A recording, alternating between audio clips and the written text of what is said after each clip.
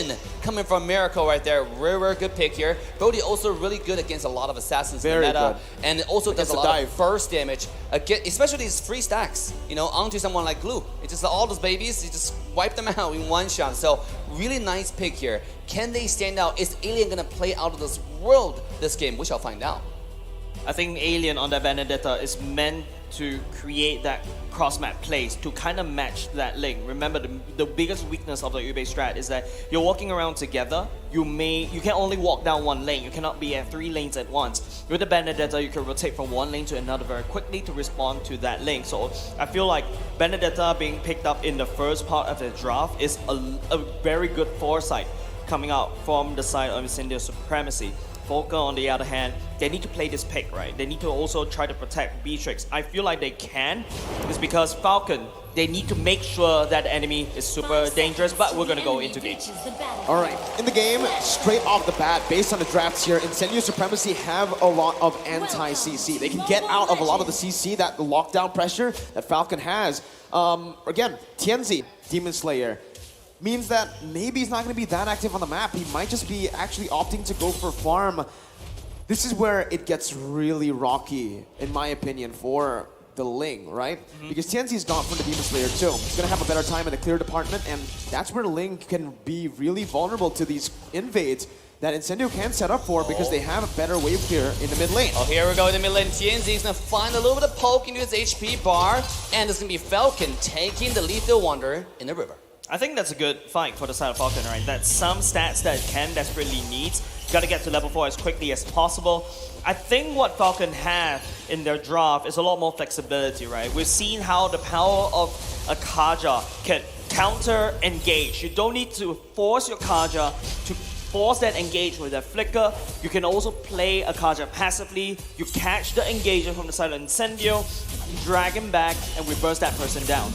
Well, here you can already see Tianzi is going to be able to actually clear out a bit faster, rotating already around the gold lane. Whoa! Oh, a little bit of damage onto Zipix, but the goal is pretty clear, and Tianzi will take this small camp on the bottom side. Yeah, no biggie for now. I think a lot of focus from the side of Incendio at the bottom side. Naomi is there trying to make sure that to peel. But another thing that we also have to talk about, Mirko, is Incendio does have some form of rush control because with the way the Rafaela works, right? I think it's the first skill that actually reviews the members inside the brush, even though there's no vision. I like the fact that both teams are playing around their winning lane. Incendio rotating most of their resources over to the Brody lane. That is a bit more of a bully. But Alien... There we go on the top side. Alien jumping and finding a lot of damage on Yellow Flash. Yellow Flash will be petrified, taking down very low. And pop the split just to stay alive. But here comes H, here comes the jungler. Tianzi gets taken very low. As first blood goes to the team side of Falcon. It is exactly what we're looking at, right? Ken even using the Tempest Blade to get out away.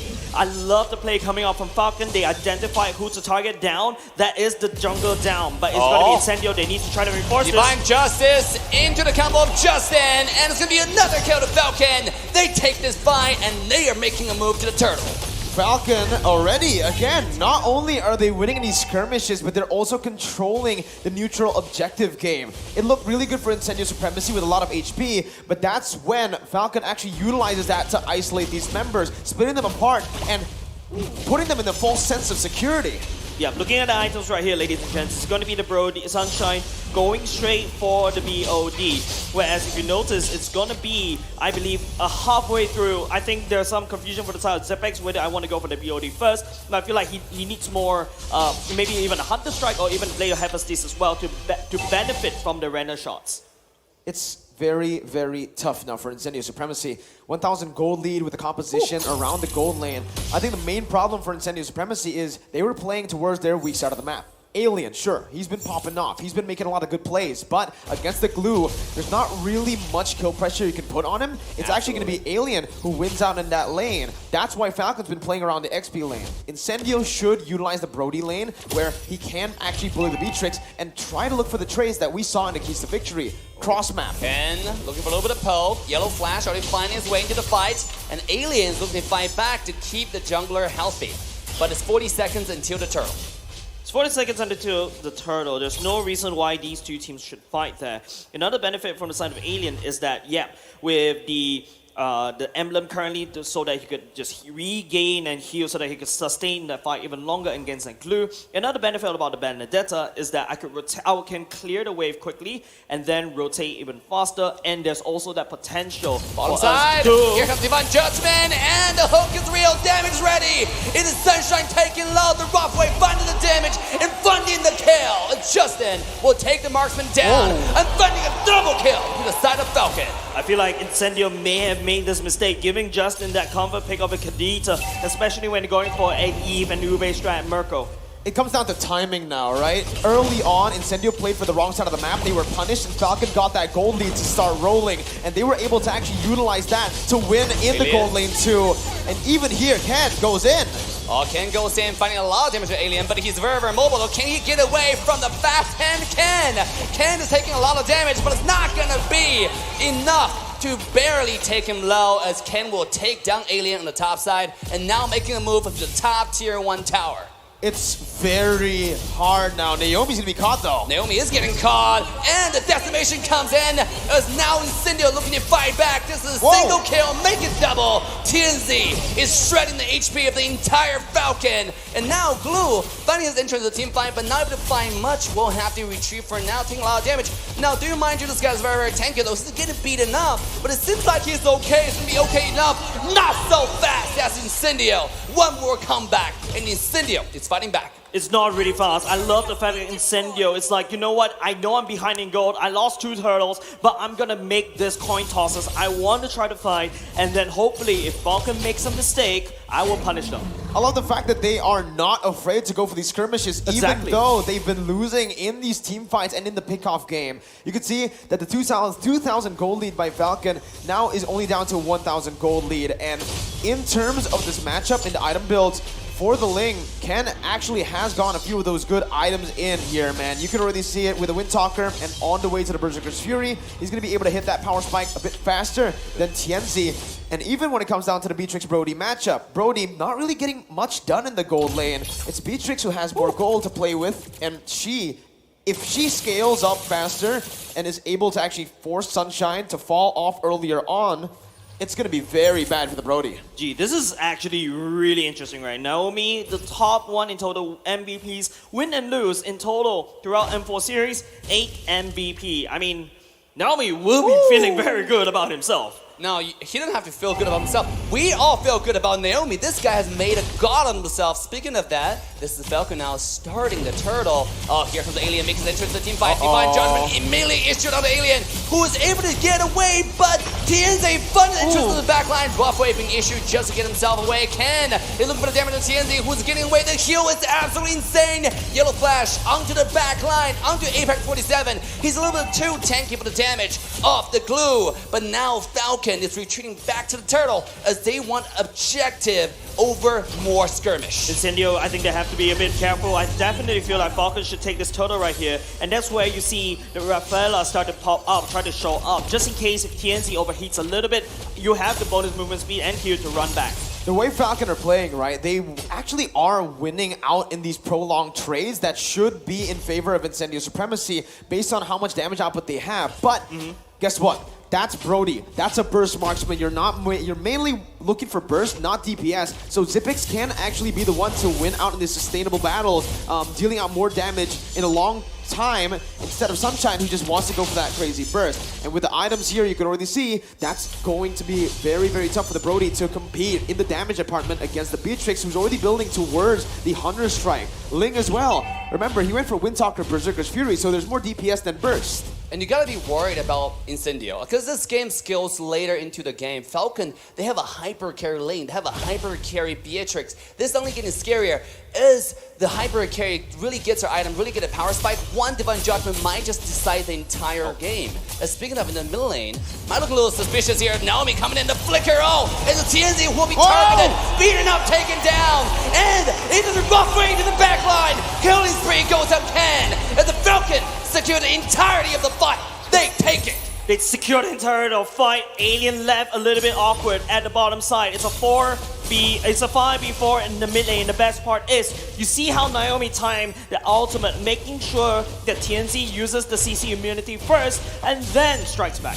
It's like it came off a dream, dude. Oh Yeah, my man. god. As a Kadita player, there's nothing you want more in the world than to get a 3-man knockup, bursting them down and setting up for your team. Falcon have been utilizing their weapons so well here, rotating, being active across the map, and Justin again. One more my time, goodness. Justin finding the wombo combo on Alien, who beautifully the skill to the dodge, not Justin in trouble. The railroad manipulation will find him dead in the black and white screen. Incendio fights back, but yet this is still an uphill battle for Incendio as now Falcon's looking at a really comfortable spot. Speaking of that, Naomi might find himself between a rock and a hard place here, taking a lot of damage, and he will be absolutely obliterated. A beautiful combo from Incendio. They fight back, and they're now making the move to the Lord. Respect is the name of the game. Falcon, initially 2k gold lead, down to 1,000. Why? Because they got too comfortable. They started disrespecting Incendio a bit too much, overextending into the enemy territory. And now you're seeing a little bit of the same. Falcon needs to understand that their lead right now and their heroes will actually fall off later on, right? Incendio will have a lot of resources to actually negate a lot of the CC coming in. So Falcon needs to stay disciplined, needs to just go, and they are exactly doing that, committing onto the Lord. Committing onto Lord, Ken will definitely take that away. I think that's another factor from the side that's working very well for Incendio is TNZ is actually starting to snowball. If you notice that previous catch from the side of Justin on top of Alien earlier just now, using that timing that second skill to that T is simply beautiful, Merkel. It is very, very beautiful. And now we're gonna take a look at the items again. Ken has actually completed the Endless Battle too, so at this point, we said it earlier on, the amount of damage he was doing in these team fights is more DPS. Now with the Endless Battle, the Berserker's Fury working on, whoa, he's actually going for a BOD here, not penetration, no Malefic Roar, no DHS. He wants to deal more damage on towards the back line, and as you can see, from Rosa, there's no physical defense just yet. He's gonna be melted down if Zipix and Ken can go for it. Or Justin. Speaking of that, here comes Divine Judgment, getting Apex 47 onto the back line. He's able to use the flicker to get himself the way to safety though, but not so fast for Alien, who will be taken out of this planet, taken out of the land of Dawn, as now Falcon knocking the front door of the side of Incendio. They have one more wave come towards the middle. Here it comes, Yellow Flash, putting those fake damage into the front line, trying to zone everybody away, but beautiful real-world manipulation will make sure the entire Falcon backs away from the high ground towers. That was a very beautiful defense coming off from Incendio. Not only just the fact that they identified the minions is the main problem, even though they're down on one member. Props to Incendio for doing such a wonderful defense. They've snowballed so much, Falcon Esports. Incendio Supremacy, again, yes, it was a good defense, but looking at the composition again, the only person who can really take it to the later stage of the game is that Yves. Uh-oh, Justin. Might be spotted here, and sure enough, Rosa with a skill one beautifully spotted Justin into that bush. And this is a hyper awareness. We're talking about Spider-Man level 6th sense right here, spotting someone into the bush, and that saved Rosa from potential death. Item check again. Beatrix Zipix already completing that Malefic Roar, heading on to either Wind of Nature or a DHS at this point. But honestly, from the amount of damage Incendio have been putting up in these team fights, I would much rather see a DHS for the Beatrix. Just deal more damage out. The best offense for me is, well, the best defense for me is offense. So I think he might just be going for that. But on the other side, the Glue, man, he is so tanky. There's no way, there's actually no way for any of the Incendio members to burst him down at this point, right? He has so much physical defense with the Anticuras and the Brute Force breastplate, a lot of movement speed, and he also has Radiant Armor, so the Eve's not really going to be able to shred him down. Yeah, and not only just that, right? Take a look at the Lord advantage, right? It's a lot of turrets being taken down. If you notice, it's like 1/4 HP of each turret split all the way out. We're going to a sort of a lull.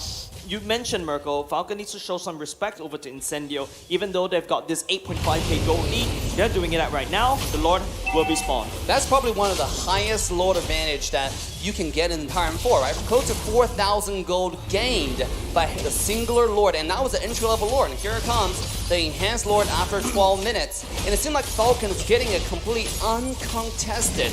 This is Incendio holding on to dear life, just protecting the base and hoping to drag until everybody hits their power spike. But can they do that, though, in this game? It's just the fundamentals, right? The reason Falcon was able to take that Lord for free is the wave control that they're actually putting down. Slow pushing the mid lane and even that bottom lane, forcing Incendio to actually step out of the base a little bit, and they're not going to do that. It's not safe at all. If he does step out of that base, there's slow money pick potential coming in from Falcon, and they're already zoning right now. Yellow flash, already flashing into the enemy base, don't everybody away from the high ground tower. The first high ground tower will fall. Ken will style onto the top high ground tower as this tower will be shredded to pieces. Almost taken down, but still standing still, holding up dear life. And that is bottom lane Lord charging into the base as there were no towers standing after this one last swing. The entire side of base for Incendio is shattered around. Lin comes in, finding the damage. Divine Justin will find kill number 1. Lin's going in. This guy's unstoppable. Falcon, they're looking to find the entire base. A beautiful dive, a beautiful rough way will find a kill of Sunshine to the back line. And now, there's nothing Alien can do as Land of Dawn has been claimed by Falcon. Ladies and gentlemen, as BHA hit the base, Falcon will take game 1. GG, well played over the side of Falcon. They know the blacklist strategy, they know the Ube strategy, they know the Turkish Delight strategy. They committed that to the memory and they managed to break that code. 14,000 gold lead at the end of it all, and this is just the Burmese playstyle we were talking about, prioritizing kills and then